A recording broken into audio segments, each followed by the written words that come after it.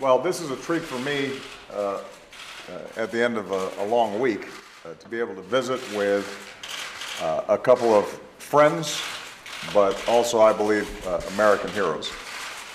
In particular, I want to say thank you on behalf of the American people to Scott Kelly.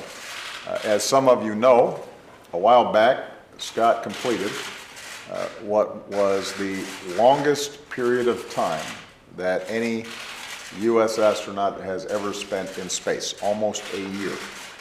And what made this so important was not just to break a record. It gave us an opportunity to learn how Scott, as an astronaut, is impacted by lengthy stays like that, and we've got somebody to compare him to. His twin brother, Mark, also an astronaut.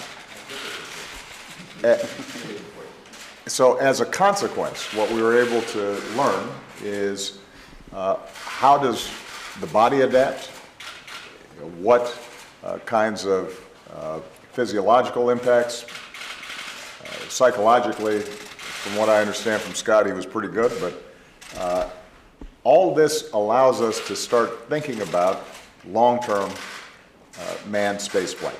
And as I announced recently, our goal, our next goal, not our ultimate goal, but our next goal is to get to Mars.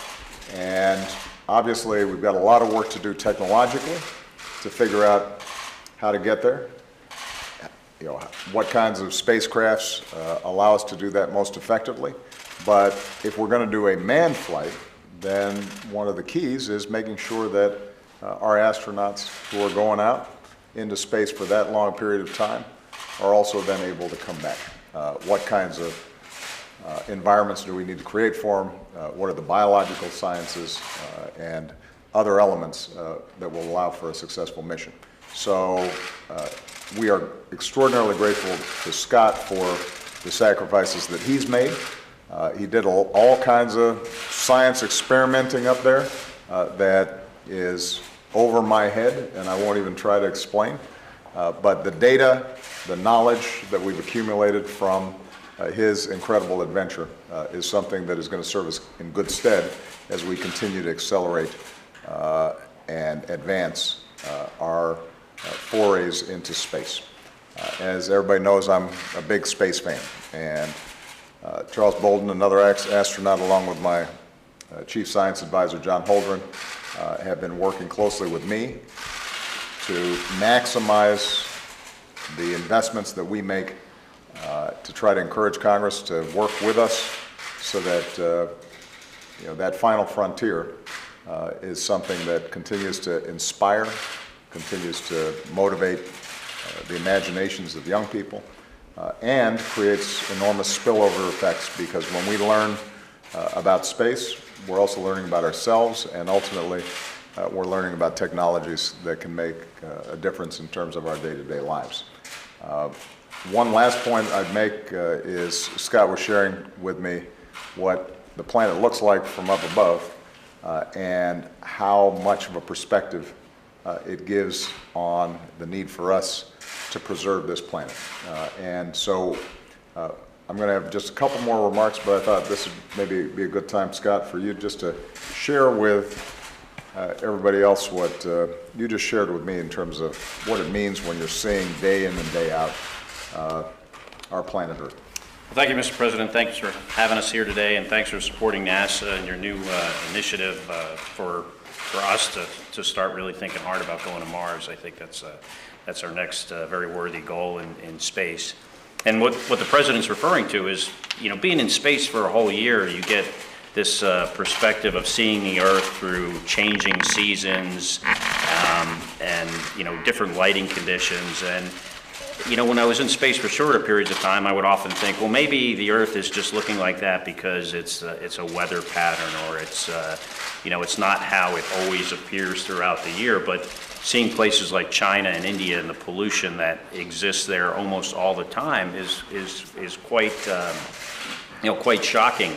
And there was one day last summer, the summer of 2015, when I was in space, and I saw the eastern side of China, it was perfectly clear, and I'd never seen that before in all of my time in space, and I had spent well over a year in space total at that point. And I could see all these cities that there's like over 200 cities in that part of China with over 1 million people, and it was at dusk. And I could just, for the very first time, I was able to see them, and it was quite shocking. I didn't really understand it until the next day I heard that the Chinese government had turned off a lot of the coal-producing power plants, stopped the cars from running in that part of the country for this national holiday, and the sky had completely cleared. So it's interesting to see just how much of a negative impact we have on the environment, but also how quickly we can have a positive impact on it if we decide to do something. And not to mention the atmosphere is very, very thin and scary looking when you see it from space. It's a good reminder that we need to do everything we can to preserve this place we call home.